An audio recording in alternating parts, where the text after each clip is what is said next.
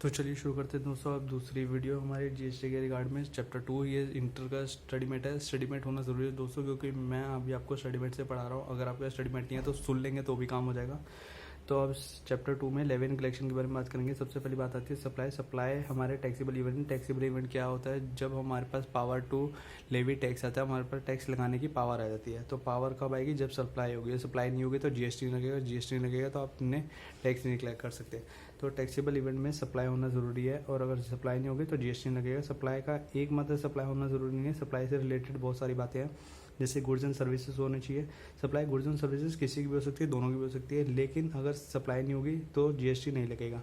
Supply जो होनी चाहिए कंसिडरेशन की होनी चाहिए। ऐसे नहीं कि मुफ्त में आपने किसी को काम कोई सर्विस दे दी है, गुड्स दे दिए, ये बात नहीं होगी। ठीक है, बिजनेस से रिलेटेड होना चाहिए। ऐसे नहीं कि अपने भाई बंधु को दे दिया और फिर उस पर जीएसटी लगा दिया, ऐसा भी नहीं हो सकता। आप तब जीएसटी नहीं लगा सकते। टैक्सेबल पर्सन होने चाहिए दोस्तों। ठीक है, टैक्सेबल पर्सन का मतलब वो जीएसटी में रजिस्टर्ड होना चाहिए। अगर जीएसटी में रजिस्टर्ड नहीं है तो टैक्सेबल पर्सन नहीं है। टैक्सेबल पर्सन का मतलब बहुत सारा हो गया, वो रजिस्टर्ड होना चाहिए। उसके बाद प्रॉपर इनवॉइस देने के बाद होना चाहिए। ठीक है, वो प्रॉपर जीएसटी के अंडर टैक्सेबल पर्सन की डेफिनेशन में क्वालिफाई करना चाहिए। ठीक है दोस्तों, उसके बाद वो टैक्सेबल सप्लाई होनी चाहिए। टैक्सेबल सप्लाई होगी तो जीएसटी लगा पाओगे। टैक्सेबल सप्लाई में अगर नहीं होते वो तो जीएसटी नहीं लग सकता। टैक्सेबल टेरिटरी भी होना चाहिए। ठीक है दोस्तों, ये सारी 5-6 बातें होनी चाहिए, तभी आप जीएसटी लगा सकते हो सप्लाई के अंदर। सप्लाई की डेफिनेशन यहीं तक सीमित नहीं है दोस्तों। सप्लाई की डेफिनेशन सेक्शन 7 में आती है जीएसटी के, जिसमें कहा गया है सेक्शन 7(1) में सारी सप्लाई गुड्स एंड सर्विसेज से रिलेटेड होगी अगर वो सेल्स, ट्रांसफर, पास, बार्टर, एक्सचेंज, लाइसेंस, ये सब बातों को रिलेट करती है, और वो जो बातें कंसिडरेशन को कारण हो रही है और बिजनेस के अंदर हो रही है दायरे में। और अगर कोई सर्विस जिसका आयात किया जा रहा है कंसिडरेशन के लिए, जब जो कि बिजनेस से रिलेटेड है कि नहीं है, उसका कोई मतलब नहीं बनता। ठीक है दोस्तों, तो मतलब आप बिजनेस से रिलेटेड कोई सर्विस आप ले रहे हो जो कि कंसिडरेशन के लिए हो रही है, या वो उसका रिलेशन बिजनेस से रिलेटेड नहीं भी है, तो भी जीएसटी लगेगा। ठीक है दोस्तों, तो शेड्यूल 1 की सारी सप्लाई जिसका एक्टिविटी सप्लाई ऑफ गुड्स और सर्विसेज जो भी एक्टिविटी है जो कि विदाउट कंसिडरेशन है, वो भी जीएसटी के दायरे में आएगी सप्लाई के डेफिनेशन में, और शेड्यूल 2 की भी। अब कौन सी नहीं आएगी? तो जो नहीं आएगी वो मेन होता है, क्योंकि दोस्तों जो नहीं आती चीज़ें वही सबसे पहले पूछी जाती है। तो जो एक्टिविटी शेड्यूल 3 में है दोस्तों, वो आपके दायरे से बाहर होगी। ठीक है, उसके बाद जो ट्रांजैक्शन सेंट्रल गवर्नमेंट ने नोटिफाई करके वो, उसके अलावा ये शेड्यूल 3 में एक नेगेटिव लिस्ट दे रखी है जिसको हमने इग्नोर करके चलना है, मतलब उसको सप्लाई के दायरे में नहीं लाएंगे।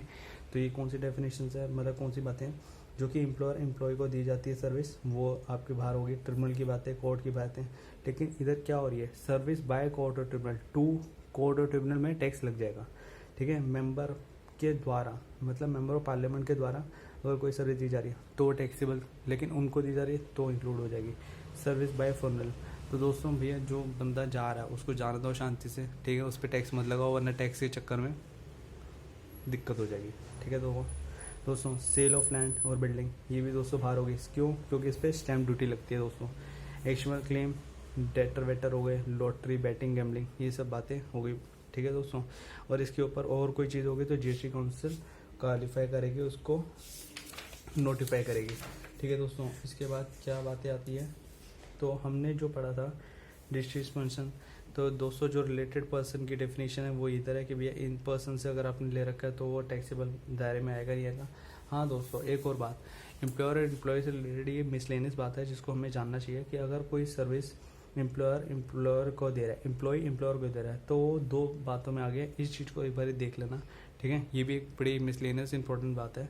तो अगर वो एम्प्लॉय एम्प्लॉयर को दे रहा है, अगर वो कोर्स ऑफ एम्प्लॉयमेंट मतलब वो उसका रेगुलर बंदा है तो भैया जीएसटी नहीं लगेगा। अगर कॉन्ट्रैक्ट बेसिस पे है और वो कंपनी का रेगुलर बंदा है तो भी नहीं लगेगा। लेकिन अगर वो बंदा कॉन्ट्रैक्ट में नहीं है, मतलब वो रेगुलर नहीं है, कॉन्ट्रैक्ट में, तो वो जीएसटी के दायरे में आ जाएगा। मतलब जैसे आपका कोई होता है ना भैया कि भैया कभी कभार वाला बंदा है, रेगुलर का बंदा नहीं है, कंपनी का नहीं बनता, तो फिर उस पर जीएसटी लग जाएगा। गिफ्ट जो कि 50,000 से ज़्यादा अगर आपने एक फाइनेंशियल ईयर में अपने नहीं दिया, किसने, एम्प्लॉयर ने एम्प्लॉय को, तो भी आपका जीएसटी नहीं लगेगा। क्यों? क्योंकि इनकम टैक्स में आता है। तो दोस्तों एक थप्पड़ एक ही बारी मारा जाता है, दो 3 बारी नहीं थप्पड़ मारा जाता। तो हमेशा बात रखना, जीएसटी का पर्पस यही है कि बंदे को एक ही बार पीटो, बार बार नहीं मारने का कि भैया हर बारी लपेटे में ले लिया बंदे को।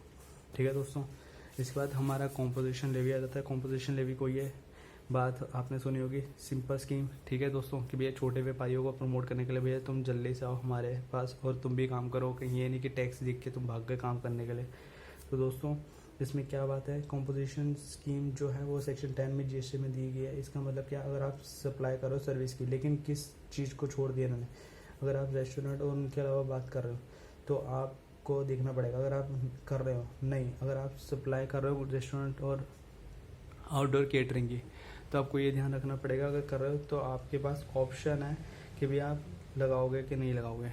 ठीक है, ये सारी बातें हम देखेंगे अगले वीडियो में।